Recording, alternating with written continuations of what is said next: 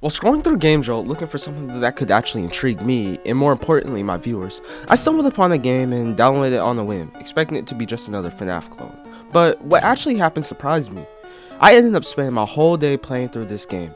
If it's not obvious by now, that game is Together Again, A Lake's Funland Story by Heisenberg. Everything from the voice acting to the visuals works to create such an intriguing and almost dreamlike atmosphere. Even before I loaded up the game, I could tell this was going to be something special. From the animatronic designs to the environment, everything about this game was just visually pleasing. But after all this glazing I've just done, is this game actually that good? Well, let's find out.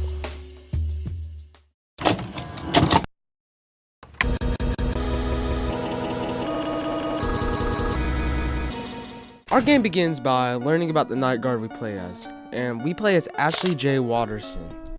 After this well put together cutscene, night 1 begins in. I can say the visuals were not a letdown.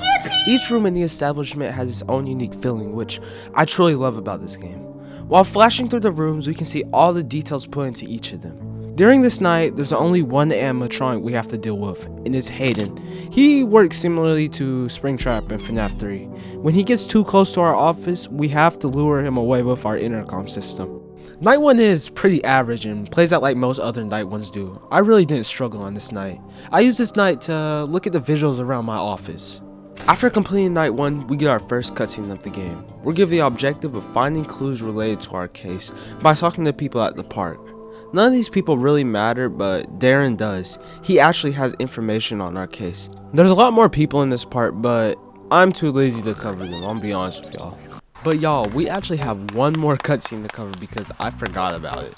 Now, we play as Oscar, who's almost on financial ruin. Then, a shadowy creature shows up. He's never stated his name in game, but for lacking of a name, I'll call him. He tells us that he can give Oscar everything he's ever wanted. Millions of dollars, all in exchange for just one thing. Oscar's son. Says it's not what Oscar thinks. He won't take his soul or hurt the kid, but he will take something from him one day. That's where the second cutscene ends.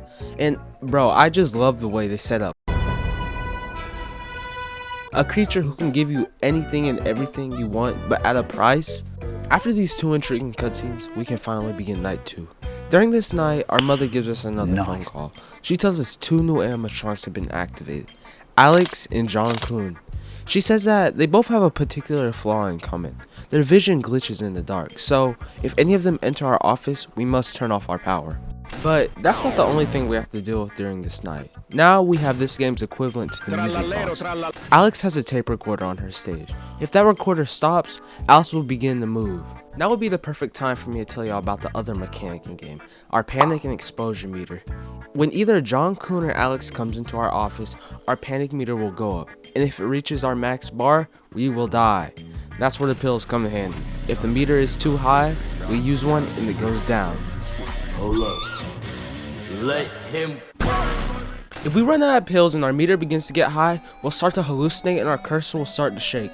Very annoying feature, but I really like it. Night 2 was relatively easy, but I did die a couple of times because I really wasn't used to the animatronics coming into my office. But after a couple of tries, I actually did end up beating this night. After we end up completing night 2, we get our second cutscene of the game. It starts with Ashley arriving at Darren's house. You know, the man we just met? He tells us to go ahead and sit down.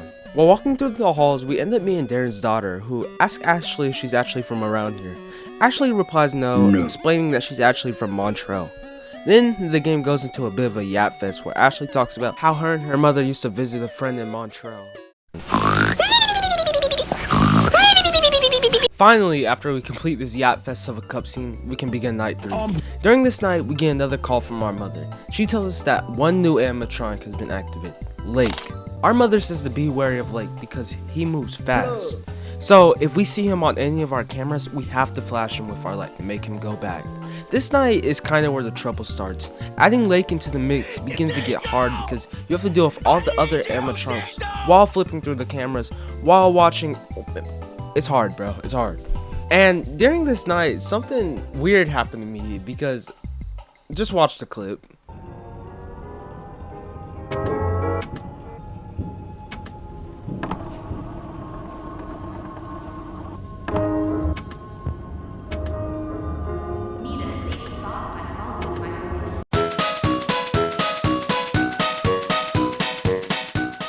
had no idea about this, but this was actually to get the good ending. Props to me, y'all, props to me. But honestly, this night was not the hardest, figuring it's only night 3. After completing night 3, we can get our third cutscene of the game. This time we go into Darren's dark and spooky cave, and we learn that Darren is actually Batman, and he's already been trying to figure out this case. Darren believes that there's a group involved with luring the kids, and we find out that someone must have access to the location to get them inside. And we discover that Lorraine Wilson was actually murdered in the back of the alley of Funland. After this, another cutscene plays out, and we're in control of Hayden,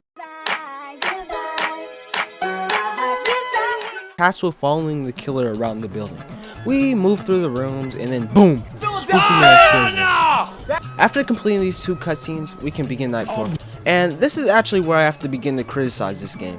During this night, there's one animatronic who kept killing me. This may be skill issue, but in my defense, every single time he killed me, it was like he was teabagging me.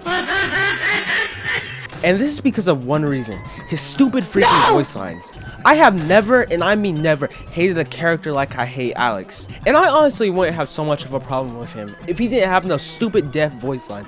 Every single time I die, I hear it over and over and over again. If you guys could only understand how freaking annoying that is. Great fucking Lord, why are you and your mother so fucking irritating? Now play that 100 times in your head. Night 4 is really where I started to struggle, but this game kinda has a flow to it. After dying a bunch of times, you can finally begin to start to understand their movements or even predict them. Also, there's one more thing I forgot to tell y'all. The final animatronic has now been activated, Red. Red will begin to move through our vents, and she'll crawl through them until she gets to our office, and then she'll jump scare us. When I first started night 4, I really thought this mechanic was going to be difficult to juggle with the other animatronics, but after you begin to learn how Red works, it's basically just a stalling game. Red works like Hayden. She has an intercom system in the vents. When we hear her banging, or we think that she's might have left, we have to flip up our camera and lure her back. Red was really not much of a threat to me on this night. The only thing that was really killing me on this night was my reaction time to John Kuhn and Alex's attacks.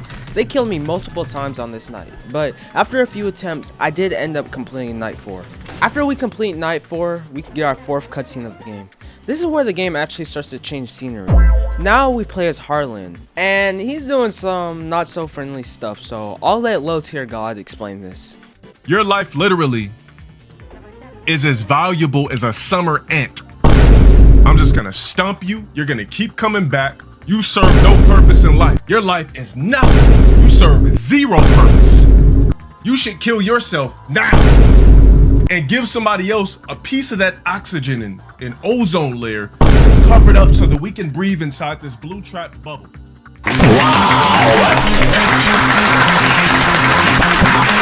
After completing this cutscene, we can begin night 5, and I'm gonna be honest with y'all, I was struggling mad hard during this night. My average on this night was like 2 to 3 AM, and I kept dying. Every time I would die, I had to look back on the main menu and process that there are 2 much harder nights in this game. I guess I wasn't ready for this night, but after an hour, I did end up being this night on a close call too. I had forgotten to wind up Alice's music box, and she was actually looking at me. I for real thought I was going to die, but 7 AM hit right before it died. After completing night 5, Ashley says this. Alright, I'm fucking out of here. Huh? Mom hasn't arrived yet? Then we're transported into another cutscene, and we can see Oscar again, and he actually looks like he's about to be fired. No! But then on some Maharaga stuff, he summons sorcerer history. There's never been anyone who's managed to subjugate this one with this treasure. I summon. And Oscar proceeds to ask the creature if they could make the deal again. The creature replies hesitantly, only to one condition: the souls, the blood, and the lives of 5 children. Oscar becomes hesitant and replies, "Count on me." After this, we watch one of the children being murdered by a black man. After completing these cutscenes, we can begin night 6, and we hear that Rachel's mother has actually gone missing. Oh no! And we're left to deal with all these animatronics by ourselves. This night was hard, but after completing night 5, it was kinda a breeze. I completed this night in 3 attempts. I would argue that night 5 was actually harder than night 6. I don't know why, but I just felt like it. But after completing night 6, Ashley says this. Great. Well, it was nice while it lasted. See you never. I'm out of here. And we can get our check for $190. Yes, sir!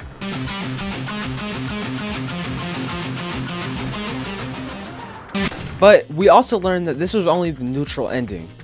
After a quick YouTube search, I learned that there was a harder night, a night 7, or the finale. The way to get to night 7 is like this. Go to night 3 and click on the arcade game. This will transport you to the first minigame. It's raining carrots. During this minigame, you are to get all the carrots and nothing else, or you will begin dying.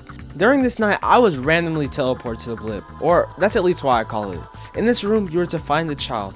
After finding them, Ashley will tell them, "You must not cry, my child. You do not have to be alone anymore. Now take my hand and come along with me." After completing this, we must go to night 5 and click on the plushie on the pool table. This minigame, oh my gosh, it was so annoying. I had to play this minigame 3 different times just to get the crying child. But after we do click her, we're transported into the red room, and we must find the child. There is one thing that's in each of these rooms, a purple creature which you cannot interact with, and it does look a lot like Baby. While moving through the building, I found the child and Ashley says, "You must not cry anymore, my child. You do not have to be alone anymore.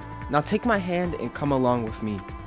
After completing this, we must now go to night 4 and click on the puppet figure in the storage closet. After clicking this, we will be transported into Graham's West Rage. The instructions are to shoot all the bad guys except for the rabbits.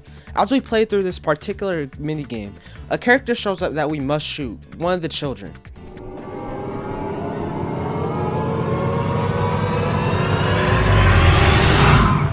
Now we're transported into the orange room, and while we go through the rooms, we stumble across another child.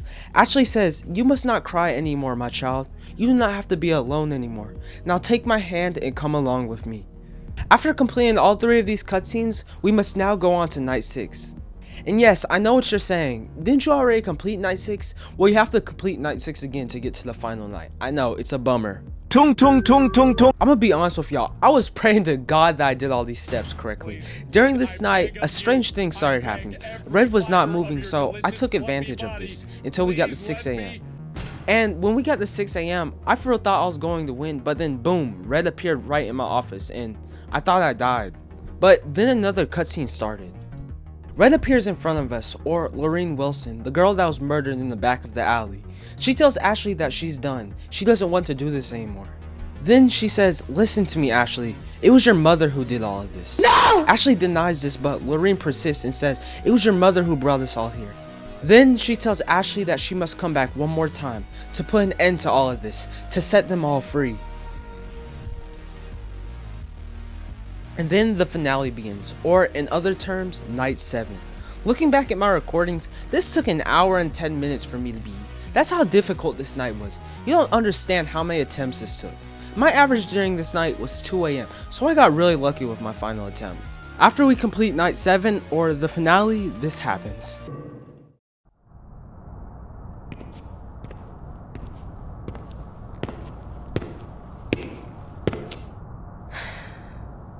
Alright, boys.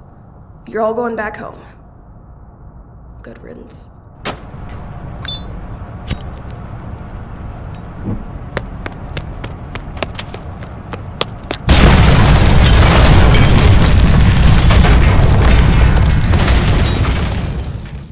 But after this, we can get our last cutscene of the game.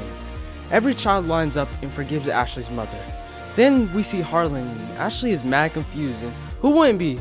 Unc for real just showed up out of nowhere. Harlan begins to say they could have been a family together. Ashley tells Harlan that his mother and father are waiting for him on the other side, and he has to move on. Then Harlan fades away, and the credits roll. Absolute cinema. From the character designs to the story, everything about this game just makes me feel like I'm playing a real FNaF game. This game is truly a love letter to Scott Cawthon and his craft. Thank you for sticking along and watching this, and until next time, stay alive and goodbye.